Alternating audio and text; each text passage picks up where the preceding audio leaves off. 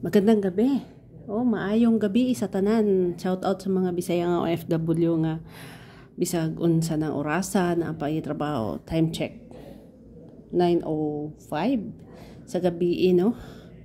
Kay mag-ilis pa tawag bedsheet kay na basa lang kaya ato ang alaga is some cases lang siya. Okay?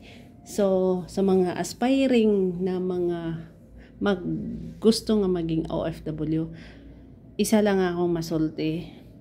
Be good and be kind and take your initiative para magampanan o mag-enjoy lang mo sa inyong trabaho diri sa laing nasod, no?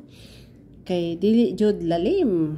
Labi na kung medyo hayahay, arang-arangan atong kahimtang sa Pilipinas and then gusto lang ta mo abroad kay abi og hayahay kay ining trabaho. So, labi na sa magkatabang. Okay?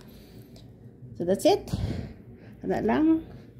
Siguro akong ma-advise. So, ayaw mo pag-demand og daghan kaayo, ayaw pa sobra pod kay ga-adjust and then masaya naman, malipay man ka kung okay mong amo, okay pod ka, and then dili lang ka magsobra ka kwinta-kwinta, no? So, ayan lang sige pangminta. Kay dili na maayo. It's a package deal. Once you will step out of the immigration sa Pilipinas, that's it, no? Dito gani package na naa tanan, pwede ka maging karpentero. Tanawon ninyo uban akong vlog or sa akong Facebook account na dito tanan na ako'y mga live nga mo na tinuod kahimtang sa mga OFW. Okay, gikan diri sa Malaysia, Kuala Lumpur, kini si Tatsuki. Tiwason sa nako ni kay matulog na daw si Lola.